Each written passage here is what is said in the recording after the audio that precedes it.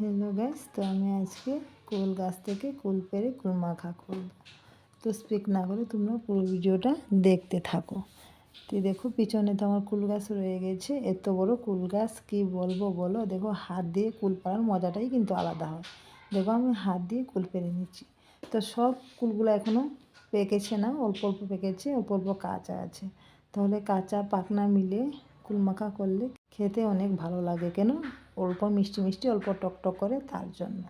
তো দেখো আমি কুল পেড়ে নিয়েছি একটা একটা করে। আমার খুব ভালো লেগেছে, আমি গাছ থেকে যে হাত দিয়ে কুল পাড়ছি, এত মজা লাগছে কি বলবো তোমাদেরকে।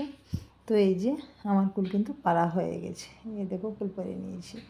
এখন আমি কুলটা মাখা করব, তোমরা ভিডিওটা দেখো।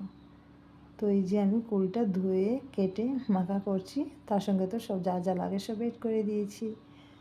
তো গাইস, আমার এই কুল মাখাটা কেমন হয়েছে যদি ভালো লাগে তাহলে তো কমেন্ট করে নিশ্চয়ই বলবেন। আর এরকম নতুন নতুন ভিডিও পেতে চ্যানেলটাকে সাবস্ক্রাইব করবেন। Tata, bye bye.